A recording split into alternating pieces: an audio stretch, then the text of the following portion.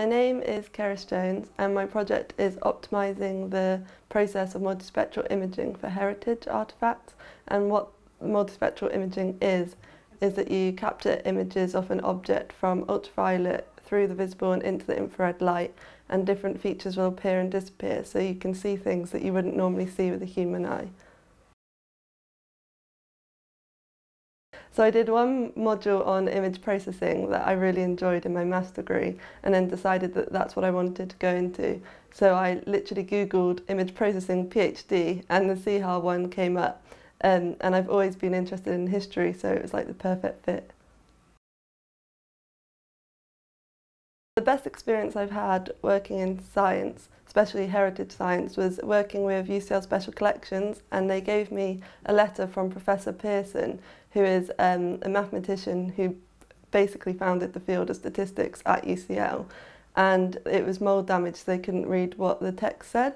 And then I used a technique called principal component analysis that he developed 100 years ago to recover his words. So it's an application of his own research that he would have never have known possible at the time.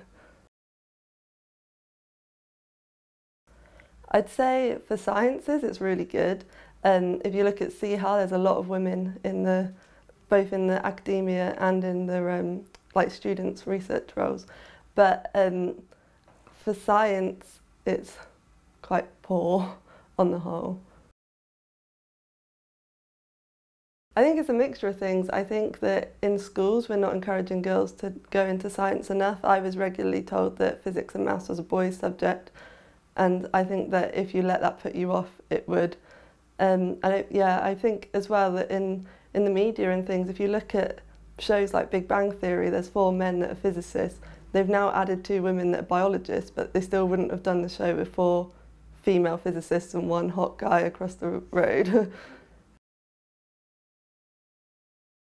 I think to help the visibility of women in science, the media can put more women in TV shows who are scientists.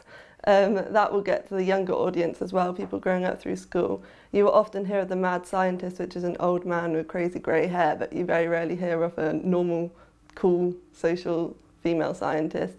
And I also think that they should show more women in science in the media who have done amazing research, who have done like groundbreaking research. I think it's a woman at UCL who did the recent stuff with the Huntington's disease gene. So things like that would be good to get women more visibility.